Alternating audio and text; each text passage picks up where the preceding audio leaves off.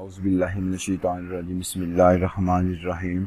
अस्सलाम वालेकुम स्टूडेंट्स, कैसे हैं आप लोग? उम्मीद करता हूँ सब लोग ठीक होंगे। I am your physics teacher sir Aurangzeb, और आज हमने जो फिजिक्स का कोर्स पढ़ना उसका नाम है electricity and magnetism. Electricity magnetism का जो हमने टॉपिक करना है वो Gaussian surface and Gaussian law के बारे में पढ़ना है, और ये आज हमारा लेक्चर नंबर 3 है। अब सबसे पहले हम देखते हैं कि गॉसियन सरफेस क्या होती है, फिर हम गॉसियन लॉ के बारे में देखेंगे। अब any imaginary close surface constructed in the field of a vector is called the Gaussian surface. कि हमारे पास कोई भी इमेजिनरी क्लोज सरफेस होगी in the field of vector, अगर वो कोई भी close surface in the field of vector में होगी तो हम कहेंगे कि गॉसियन सरफेस है वो। अब उसके बाद हम देखते हैं कि गॉसियन लॉ क्या होता है। उसकी जो स्टेटमेंट एक एग्जैक्ट ये वाली हम देखते हैं कि the Gaussian law state that electric flux passing through any close surface is equal to 1 epsilon naught time charge enclosed by that surface. अब इसकी डेफिनेशन में इलेक्ट्रिकल फ्लक्स लिखा हुआ है। इलेक्ट्रिकल फ्लक्स के बारे में थोड़ा सा हम देख लेते हैं, फिर उसके बाद इस डेफिनेशन के बारे में देखते हैं कि इसकी डेफिनेशन में वो क्या कह रहा है। अब इलेक्ट्रिकल फ्लक्स क्या था? इलेक्ट्रिकल फ्लक्स से पहले हमें इलेक्ट्रिकल फील्ड के बारे में बताना चाहिए कि इलेक्ट्रिकल फील्ड वो फील्ड होती हैं जो किसी भी इलेक्ट्रिकल चार्ज के गिर्द होती हैं, जो कि हमने पहले पढ़ लिया हुआ लास्ट वाले लेक्चर्स में। इलेक्ट्रिकल फील्ड के बारे में हमने देखा था। अब इलेक्ट्रिकल फ्लक्स, अगर वही इलेक्ट्रिकल फील्ड किसी एरिया में से अगर पास थ्रू होती हैं, फर्स्ट जो ये यहाँ पे ग्रीन कलर की नज़र आ रही है वो हमारे पास इलेक्ट्रिकल फील्ड है। अगर ये इलेक्ट्रिकल फील्ड किसी एरिया में से गुजरे तो उसे हम कहते हैं कि इलेक्ट्रिकल फ्लक्स। कि जैसे अब मेरे पास ये जो रेड कलर की एक शीट से नज़र आ रही है आपको, यहाँ पे हमारे पास 2 इलेक्ट्रिकल फील्ड लाइंस गुजर रही हैं। अगर 2 इलेक्ट्रिकल फील्ड लाइंस गुजरे तो हम कहेंगे कि हमारे पास जो इलेक्ट्रिकल फ्लक्स है वो 2 है। इलेक्ट्रिकल फ्लक्स क्लियर हो गया सबको कि जितनी इलेक्ट्रिकल फील्ड लाइंस किसी एरिया में से पास थ्रू करेंगे तो हम उसे कहेंगे इलेक्ट्रिकल फ्लक्स। अगर फर्स्ट करो यहाँ पे ऐसे कुछ एरिया, अगर इसमें 3 इलेक्ट्रिकल फील्ड ऑफ लाइन गुजरती हैं तो इसका जो इलेक्ट्रिकल फ्लक्स होगा वो 3 होगा। अब इसकी डेफिनेशन देखते हैं कि it stated that electrical flux passing through any close surface. हमारे पास अगर कोई भी अगर क्लोज सरफेस है, अगर उसमें से इलेक्ट्रिकल फ्लक्स पास थ्रू होता है वो किसके इक्वल होगा? इज इक्वल टू, वो इक्वल होगा 1 epsilon naught charge enclosed by the surface के। इसके अंदर जो जितना चार्ज इनक्लोज्ड होगा उसे हम कहते हैं कि अब यही इसका जो डेफिनेशन, इसकी जो डेफिनेशन है, ये जो इसकी स्टेटमेंट है वो इस फार्मूले पे पूरा उतर रही है, या इसका फार्मूला ये वाला बनता है कि हमारे पास ये जो फ्लक्स है electrical flux is equal to 1 epsilon naught charge enclosed. ये जो हमारे पास क्यू है वो charge enclosed by the surface के। इस सरफेस के अंदर जो चार्ज इनक्लोज्ड है वहां से जो फ्लक्स प्रोड्यूस होगा वो इसके इक्वल होगा, जिस ये वाला। अब उसके बाद हम ऊपर देखते हैं कि गॉसियन लॉ क्या होता है, और दूसरी इसकी स्टेटमेंट क्या कह सकते हैं। दूसरा इसका स्टेटमेंट ये हो सकता है कि गॉसियन लॉ जो होता है ना वो रिलेट करता है, किसको रिलेट करता है? नेट फ्लक्स को, और नेट फ्लक्स ऑफ द, जो गॉसियन लॉ जो है ना वो रिलेट करता है the net flux of an electrical field. कि हमारे पास जैसे ये वाला, ये जो नेट फ्लक्स है वो रिलेट किसको करता है? एक 1 एप्सिलॉन नॉट को, और चार्ज जो होता है वो इस सरफेस की जो इनक्लोज होता है उसको जो रिलेट करता है उसे हम गॉसियन लॉ कहते हैं। कि the Gaussian law relates the net flux of an electrical field through a close surface. के जो इलेक्ट्रिकल फ्लक्स इस क्लोज सरफेस में से जो गुजर रहा है जिसे हम गॉसियन सरफेस भी कहते हैं, जो हमने ऊपर गॉसियन सरफेस की बात की थी, कि to the net charge Q equals जो लिखा हुआ है, जो Q इनक्लोज लिखा हुआ है, that is enclosed by the surface. कि इस चार्ज, ये जो चार्ज है ये इस सरफेस के अंदर जो इनक्लोज्ड है उसको, और सारी ये जो इलेक्ट्रिकल फ्लक्स है इनको आपस में रिलेट जो करता है उसे हम कहते हैं कि गॉसियन लॉ है। अब नेक्स्ट हमारे पास जैसे ये गॉसियन लॉ का फार्मूला था हमारे पास, और यहाँ पे अगर हम Q की वैल्यू फाइंड आउट करना चाहते तो ये एप्सिलॉन नॉट इस तरफ आके मल्टीप्लाई हो जाएगा, तो इसको भी हम गॉसियन लॉ कहते हैं। और ये चार्ज इनक्लोज्ड के वो यहाँ पे शो करता है कि सरफेस के अंदर जो चार्ज इनक्लोज्ड है। अब उसके बाद नेक्स्ट हम कहेंगे कि हमारे पास ये जो इलेक्ट्रिकल फ्लक्स उसका फार्मूला ये वाला भी होता है कि इलेक्ट्रिकल फील्ड कितने एरिया में से गुजरती है उसका अगर हम इंटीग्रेट कर दें उसको इंटीग्रेशन जब कर देंगे तो ये हमारे पास टोटल फ्लक्स की वैल्यू निकल आएगी। हमने क्योंकि फ्लक्स की ये वहाँ पढ़ा था ना कि इलेक्ट्रिकल फील्ड लाइंस अगर कुछ एरिया में से जितनी गुजरती हैं उनको अगर सम अप कर दें तो वो हमारे पास टोटल फ्लक्स निकल आता है। कि अगर मेरे पास ये वाला एरिया था, इसमें 2 लाइनें गुजरती हैं इलेक्ट्रिकल फील्ड लाइंस जो हैं, उनको जब यहाँ पे 2 इलेक्ट्रिकल फील्ड्स होंगी, यहाँ पे 3 होंगी, तो हमारे पास जो टोटल इलेक्ट्रिकल फ्लक्स होगा वो हमारे पास 3 होगा। अब नेक्स्ट हम चलते हैं कि which may be stated as the product of total electrical flux and permittivity of free space is equal to the net charge enclosed by the surface. अब गाज़ी लॉ की कोड डेफिनेशन क्या कह सकते हैं कि ये प्रोडक्ट है, किस किस का प्रोडक्ट है, ये इलेक्ट्रिकल फ्लक्स का प्रोडक्ट है और परमिटिविटी ऑफ फ्री स्पेस का प्रोडक्ट है, और ये इज इक्वल टू होगा किसके इक्वल होगा, नेट चार्ज के। ये जो नेट चार्ज है ये वाला ये जो सरफेस के अंदर जितना चार्ज होगा उसके इक्वल होगा, कि is equal to the net charge enclosed by that surface. ये गाज़ी लॉ की इसकी स्टेटमेंट है कि ये वाली हम कह सकते हैं कि ये वाली स्टेटमेंट है। गाज़ी सरफेस के बारे में हमने पढ़ लिया। अब उसके बाद नेक्स्ट हम चलते हैं इसकी एप्लीकेशन के बारे में। अब इसकी एप्लीकेशन, पहले जिसकी एप्लीकेशन आएगी, ये क्वेश्चन लॉन्ग में मोस्टली पूछ लेता था, ये वाला क्वेश्चन इसकी जो एप्लीकेशन है वो मोस्टली इंपॉर्टेंट है गाज़ी लॉ की। इसकी डेफिनेशन भी इंपॉर्टेंट है, ये भी पेपर में क्वेश्चन पूछता है शॉर्ट क्वेश्चन में। अब इसका जो लॉन्ग क्वेश्चन कैसे आ सकता है आपको कि आइसोलेटेड चार्ज कंडक्टर के बारे में आपको एक लॉन्ग क्वेश्चन आएगा, इसमें हमने अब क्या करना है कि the theorem of isolated charge conductor is an excess charge placed on an isolated conductor moves entirely to the outer surface of the conductor.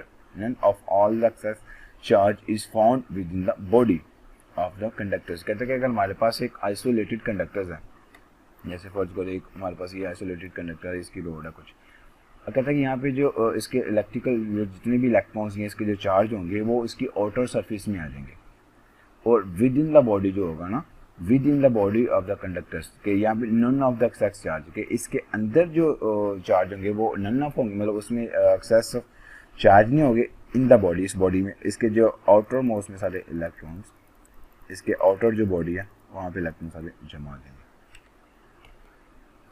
अब उसका नेक्स्ट हम देखते हैं कि this theorem can be prove by applying Gauss's law. अब Gauss's law को apply करके हम इसे प्रूव करेंगे, जो आपको लॉन्ग क्वेश्चन आपको आ सकता है। अब उसके बाद नेक्स्ट हम देखते हैं कि कंसीडर करते हैं कि our charge conductor a lamp of copper which is isolated separated by the thread as shown the figure. कि अब हमारे पास एक फिगर है, यहाँ पे हमारे पास एक कंडक्टर है, अब उसको हम किसी धागे के साथ या किसी थ्रेड के साथ हमने इसे कंबाइन किया हुआ है, मतलब इस जो कंडक्टर को हमने किसी धागे के साथ जोड़ा हुआ है या किसी बांध के रखा हुआ है। अब ये जो कंडक्टर ये हमारे पास आइसोलेटेड चार्ज कंडक्टर है, और ये इसके अंदर जो हमारे पास गॉसियन सरफेस आ जाएगी। अब इस बॉडी के अंदर जो चार्ज है वो हमारे पास 0 है। अब हम नेक्स्ट देखते हैं कि due to net equilibrium the net value of electrical field at any point inside of charge conductor must be 0। कि इसके इनसाइड जो चार्ज होगा कंडक्टर वो 0 होगा। कि if this were not so the field would exert a force on the free electrons or conductor's electron which are present in the conductor, and an internal current would be set up, but no such current are not observed experimentally। वो कह रहा है कि इसके internal में भी वो current produce हो जाए, लेकिन एक्सपेरिमेंटली यहाँ पे वो प्रूफ नहीं हुई है, एक्सपेरिमेंटली हमने ऑब्जर्व नहीं की। लेकिन यहाँ पे जो इलेक्ट्रिकल फील्ड है वो फोर्स एक्सर्ट करती है उसके इलेक्ट्रॉन्स पे, जो कंडक्टर्स के इलेक्ट्रॉन्स पे थे, लेकिन एक्सपेरिमेंटली यहाँ पे हमने ऑब्जर्व नहीं किया।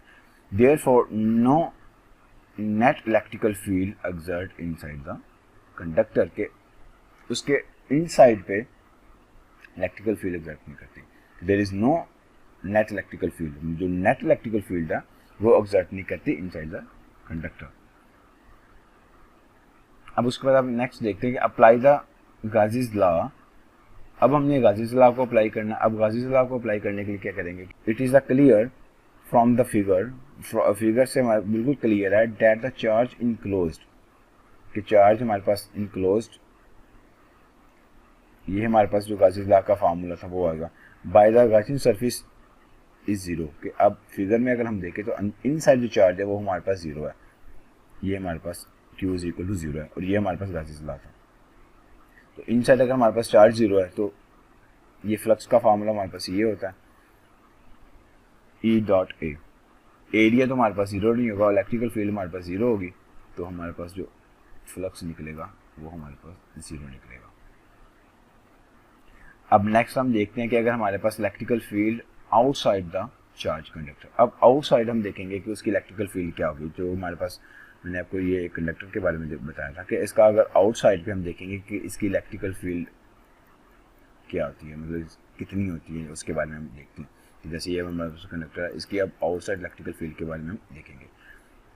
अब इसकी आउटसाइड फील्ड के बारे में अगर देखना हमने तो उसके लिए कुछ ये डायग्राम है। अब वो हमारे पास कंडक्टर है, अब इनसाइड तो इलेक्ट्रिकल फील्ड भी जीरो है, फ्लक्स भी हमारे पास जीरो है, तो चार्ज भी हमारे पास इनसाइड जो है वो जीरो है। तो अब आउटसाइड हमने इलेक्ट्रिकल फील्ड देखनी है कि उसका क्या वैल्यू होती है, वो क्या होती है। कि to determine the electrical field at a point close to the charge conductor a very small cylinder is constructed at the Gaussian surface as shown the figure. अब यहाँ पे हमने इलेक्ट्रिकल फील्ड को हमने डिटरमाइन करना है। अब हम नेक्स्ट देखते हैं कि the electrical field inside the zero, therefore the electrical flux inside the gap is zero, कि अब इनसाइड मतलब यहाँ पे हमारे पास इलेक्ट्रिकल फील्ड जीरो, अगर हमारे पास इलेक्ट्रिकल फील्ड जीरो है तो वहाँ पे जो इलेक्ट्रिकल फ्लक्स है वो भी जीरो होगा। इलेक्ट्रिकल फील्ड जीरो इसलिए क्योंकि यहाँ पे इनसाइड जो चार्ज है वो हमारे पास जीरो, अगर इनसाइड चार्ज नहीं होगा तो वहाँ से इलेक्ट्रिकल फील्ड नहीं होगी, अगर वहाँ पे इलेक्ट्रिकल फील्ड नहीं होगी तो वहाँ पे हमारे पास जो फ्लक्स है वो भी जीरो होगा। अब उसको नेक्स्ट देखते हैं कि also the electrical flux through the wall is zero, कि जो electrical flux through the wall के जो थ्रू है वहाँ पे भी जीरो होगा, because the electrical field is along the normal outside the conductor. अब हमारे पास अब टोटल फ्लक्स हम देखते हैं कि अब यहाँ पे एक पार्ट इसका ये वाला बनता है और एक पार्ट ये वाला बनेगा, और एक यहाँ पे इसका एक यहाँ पे जो एरिया बनता है, और यहाँ पे एक इलेक्ट्रिकल फील्ड है, और यहाँ पे हमारे पास एक एंगल 90 का बनेगा। मतलब यहाँ पे तीन हमारे पास जो इलेक्ट्रिकल फ्लक्स होंगे उनको ऐड अप करेंगे तो इसका ओवरऑल जो इलेक्ट्रिकल फ्लक्स होगा उसकी हम वैल्यू फाइंड आउट करते हैं। अब हमारे पास एक इलेक्ट्रिकल फ्लक्स बनेगा आउटर कैप के थ्रू, प्लस एक बनेगा इनर कैप के थ्रू इलेक्ट्रिकल फ्लक्स, प्लस एक हमारे पास साइड कैप। अब इनर जो है हमारे पास इनर कैप, यहाँ पे इलेक्ट्रिकल फील्ड ही जीरो है, इनर कैप में अगर इलेक्ट्रिकल फील्ड जीरो है तो फिर हमारे पास इसका जो फ्लक्स बनेगा वो भी हमारे पास जीरो के इक्वल होगा। इनर कैप में इलेक्ट्रिकल फील्ड जीरो है, तो जब ये जीरो होगा, जीरो का जब इसका डॉट प्रोडक्ट लेंगे तो हमारे पास जो फ्लक्स होगा इसका जीरो होगा।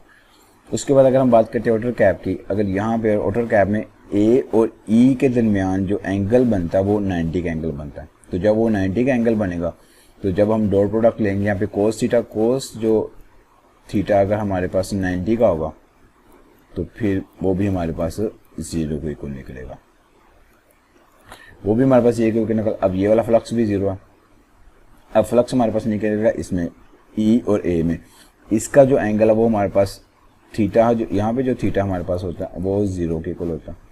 अब जब कोस जीरो लेंगे तो वो हमारे पास मैक्सिमम निकलता है, तो हमारे पास जो यहाँ पे फ्लक्स होगा बस यहाँ पे 1 ये मैक्सिमम है, यहाँ पे फ्लक्स हमारे पास एक निकलेगा और वो हमारे पास एक साइड की तरफ निकलेगा, वो हमारे पास ये होगा, यहाँ पे ये भी जीरो और ये भी हमारे पास जीरो हो जाएगा। फिर जब इनको हम ऐड अप कर लेंगे तो वो हमारे पास फ्लक्स जो होगा ई ए निकल आएगा। अब नेक्स्ट हम देखते हैं कि हमारे पास इफ सिग्मा, वो हमारे पास सरफेस डेंसिटी होगी ऑफ द चार्ज, अगर चार्ज की वो हमारे पास सरफेस डेंसिटी है sigma, then the charge enclosed in the small cylinder Gaussian surface जिसे हमने कहा हुआ है इज गिवन एज। अब हमारे पास जो Q is equal to density, जो चार्ज डेंसिटी ओवर एयर, मतलब हमारे पास जो चार्ज डेंसिटी का फार्मूला होगा वो कुछ इस तरह करेगा होगा कि चार्ज पर यूनिट एरिया, तो मतलब उस एरिया में कितने चार्ज हैं उसको हम चार्ज डेंसिटी कहते हैं।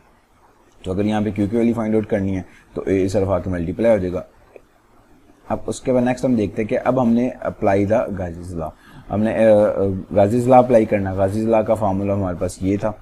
अब यहाँ से हम क्यू की जब वैल्यू फाइंड आउट करेंगे तो ये इस तरफ आके मल्टीप्लाई हो जाएगा, तो हमारे पास ये निकलेगा। अब हम इनको क्या कर लेंगे, कंपेयर कर लेंगे। कंपेयर क्यू की वैल्यू एक हमारे पास ये निकला है, वो इसकी जगह हमने ये क्यू की जगह ये वाला पुट कर दिया, एप्सिलॉन नॉट ऐसे आएगा। और फ्लक्स की वैल्यू हमारे पास ये निकले, वो फ्लक्स की वैल्यू हमने इसकी जगह पुट कर दी, ये वैल्यू यहाँ पे पुट कर दी। अब यहाँ पे हमने ए की वैल्यू फाइंड आउट करनी है। अब ए की वैल्यू फाइंड आउट करने के लिए क्या करेंगे, यहाँ पे ए तो ए से कैंसिल आउट हो जाएगा ना। अब ए की वैल्यू फाइंड आउट करनी है, ये जो चार्ज डेंसिटी है वो पड़ेगी और परमिटिविटी जो है वो नीचे आके डिवाइड हो जाएगी, तो हमारे पास ये ई की वैल्यू निकल आएगी। आज का लेक्चर हम यहाँ तक रखते हैं। अगर किसी बच्चे को कोई प्रॉब्लम हो तो वो मुझसे पूछ सकता है। और नेक्स्ट इंशाल्लाह हमारा जो लेक्चर 4 होगा वो इलेक्ट्रिकल फील्ड होगा due to infinity line of charge along cylindrical symmetry, ये वाला नेक्स्ट देखेंगे। अब नेक्स्ट लेक्चर तक के लिए अल्लाह हाफिज़ और दुआओं में याद रखिएगा।